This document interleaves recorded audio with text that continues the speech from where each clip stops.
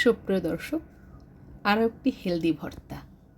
সকালবেলা গরম ভাতে, রুটি কিংবা ভাত, একটা ভর্তায় 1 প্লেট ভাত ক্লিয়ার করতে পারবেন অনায়াসে। তবে সেটা যদি হয় বাড়ির লাউ শাকের পাতা, তাহলে তো কথাই নেই। বাজারের পাতাগুলো একটু তেতো হয় মেডিসিনের কারণে। বাড়ির আনাচে কানাচে ছোট একটু জায়গা থাকলে 1টা কিংবা 2টো গাছ লাগান। যদিও আমার বাড়ির গাছগুলো কর্তামশাই করে থাকেন। লাউ পাতাগুলো একদম সতেজ সবুজ, 8 থেকে 10টা একটু গোড়ার দিকে পাতা নিয়েছি, আর মাথার যে ডগাগুলো সেগুলো কেটে অলরেডি খেয়ে নিয়েছি। এবার এই পাতাগুলোর আঁশ ফেলে নিতে পারেন, আমি কোনো কিছুই আর ফেলবো না। একদম ছোট ছোট করে কেটে এটাকে আমি ভর্তার মতো করে করব।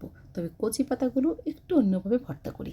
কুচিয়ে নিয়েছি, আর এদিকে একটা মশলা করব, জিরে আর কালো জিরে। জিরেটা প্রথম দিয়ে 30 সেকেন্ড ভেজে নিলাম, তারপরে কালো জিরে অ্যাড করলাম, ভেজে তুলে নিয়েছি। একটা পাত্রে অল্প একটু তেল দিয়েছি, আর এর মধ্যে 2টো বা 3টে লঙ্কা ভেজে পাশে রাখবো। বেশ কিছু রসুনও দিয়েছি। প্রত্যেকটা মশলা কিন্তু শরীরের জন্য বেশ ভালো, রসুন হোক, কালো জিরে কিংবা জিরে। এবারে কাঁচা লঙ্কা দিয়েছি, তবে কাঁচা লঙ্কা দিয়ে কিন্তু ভাজার কোনো প্রয়োজন নেই। 5 থেকে 7 সেকেন্ড একটু উল্টে পাল্টে দেবো, যাতে কাঁচা গন্ধটা বেরিয়ে যায়। ভাজা লঙ্কার থেকে এই লঙ্কা ভেজে খেলে কিন্তু আরও অনেক বেশি ক্ষতিকর। যাই হোক, এবারে আমি এর মধ্যেই লাউ পাতাগুলো দিয়ে দিয়েছি, আর লাউ পাতা থেকে তো অনেকটা জল বেরিয়ে যাবে। এবারে উপর থেকে সামান্য নুন দিয়েছি, প্রয়োজন হলে পরবর্তীতে অ্যাড করব। শাকগুলো কিন্তু একদম সিদ্ধ হয়ে অল্প একটু হয়ে যাবে, তাই নুনটা একটু হাতে রেখেই ব্যবহার করব, বিশেষ করে যারা নতুন রাঁধুনি।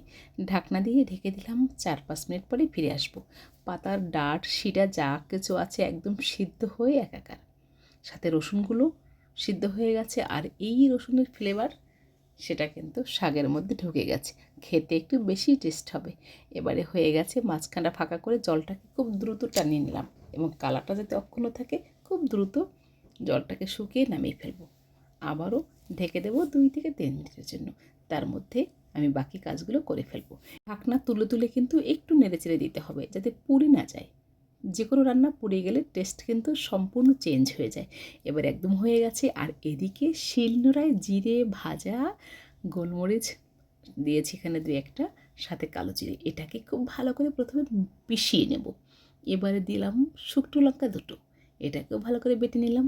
তারপরে লাউ পাতা, রসুন, কাঁচা লঙ্কা এটাকে দিয়ে আস্তে আস্তে করে 1বার কিংবা 2বার ভালো করে বেটে আমি তুলে নেব। সুপ্রিয় দর্শক, যারা গরম সহ্য করতে পারেন না, তারা একটু ঠান্ডা করার পরেও কিন্তু বেটে নিতে পারেন। তবে গরম গরম যারা বেটে নিতে পছন্দ করেন, তখন কিন্তু পাতাটা একদম শিলনোড়ার সাথে মিলেমিশে একাকার হয়ে যায়। কালারটা যেমন অদ্ভুত সুন্দর, খেতেও কিন্তু দুর্দান্ত, আর প্রত্যেকটা মশলা রয়েছে হেলদি।